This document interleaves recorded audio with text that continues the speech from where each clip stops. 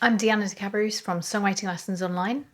If you've ever considered writing songs, but you wondered whether songwriting was for somebody like you, whether you could do it, whether you had the potential, spend the next few minutes with me and I'll explain why you can. When I started out playing in bands, coming up with a song that your circle deemed was good was the ultimate achievement. Being able to write songs was considered a sort of mystical ability that you either did or didn't have. Our favourite songwriters were venerated. But if you think about it, selling gig tickets and albums depends on creating a sense of uniqueness and magic and specialness around the event and the artist and the release. And whilst we couldn't say that the music industry is rubbing its hands together at the thought of scaring off regular people from having a go at songwriting, it is a side effect that we would conclude songwriting is for special magical people who have this ability. It can the way songs and songwriting and the music industry markets music can make songwriting seem more out of reach than it actually is, as sort of a side effect of the way that we are marketed to and the way we interact with music that we love.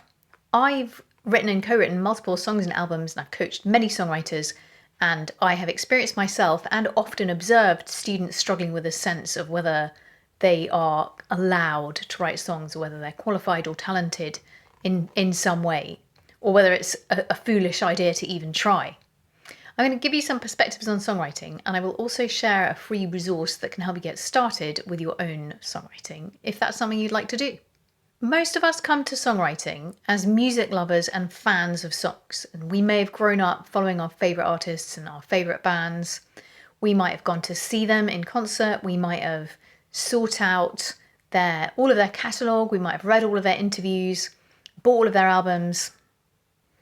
The more special and unique an artist or their work is presented as, the more of a scarce commodity their work is, and it's much easier to market something when it's described as special and unique. If there was a press release for a new artist's forthcoming single, and it said, yeah, well, this is chord progression number 15 in the Common Chord Progressions book, and it's got some nice trumpets in the arrangement, it's pretty good.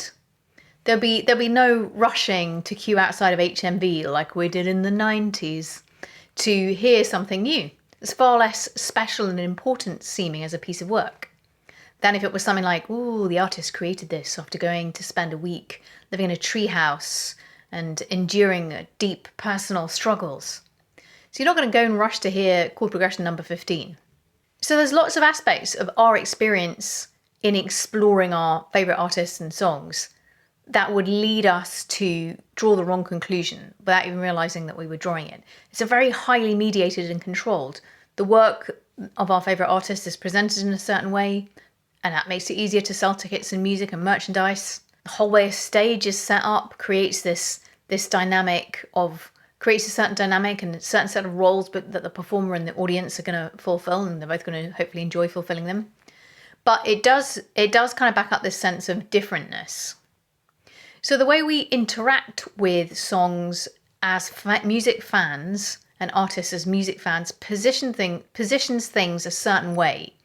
And in the way that we experience and consume that, it's very easy for that to lead us to deduce that there's some sort of specialness to writing songs. And that's often actively reinforced by how artists talk about songwriting.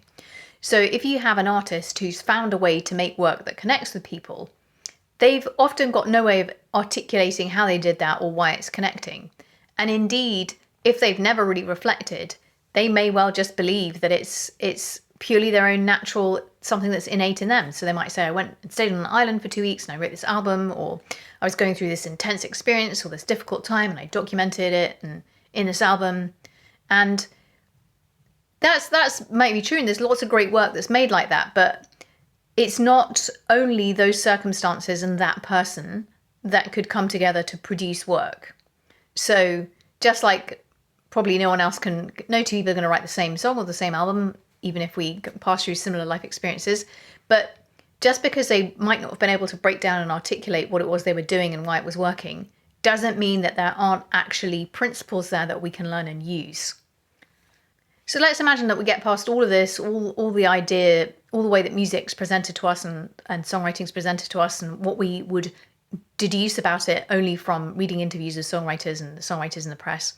We're also very prone to comparing the first drafts of our first efforts with the finished versions of songs that have already been through multiple processes to make them ready for listeners, without considering that we're not comparing like for like. And if we decide on that basis that our work falls short, we can be prone to throwing in the towel and just deciding, well, we don't have what it takes. And when you really break that down, that's an extremely sort of unrealistic conclusion to draw. If we were learning a foreign language, we would never think that there was no point continuing to have lessons just because we couldn't speak it as well as a native speaker or couldn't hold a conversation at the end of the first day. We wouldn't use that as proof that we don't have the potential to learn German or Spanish or Italian. So, no one thinks that getting a driving license is something that only special and uniquely talented people with magical skills and capabilities can achieve. But also, nobody thinks that you can or should get in a car with no lessons and expect to pass your test or indeed drive safely. And no one thinks that you should give up on the idea of ever passing your test if you one day try to teach yourself, manage to not kill yourself, but still kind of can't really drive the car that well. So writing a song isn't as dangerous or high stakes as driving a car with no lessons, but you get the point. So there's a lot in our experience of music as music lovers before we even get to songwriting that would lead us to draw kind of incorrect conclusions about it. Hopefully I've given you some additional perspectives and some other ways of thinking about your possibilities. This is your sign that it is legitimate to learn about songwriting and develop it. And if you want to get started, I have a free e-guide called 5 Ways to Write Great Lyrics. It explains one key idea about different categories of language that in itself will fix a lot of songwriting problems.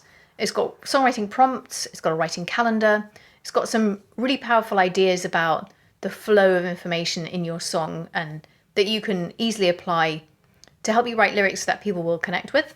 There is a framework you can use to develop your own creative practice and figure out what it is that you like and what musical elements of your favorite songs you really like and might want to put in your songs. So if you're curious about songwriting, I urge you to download that. Please do like, subscribe and share if you know anyone else who would find this useful.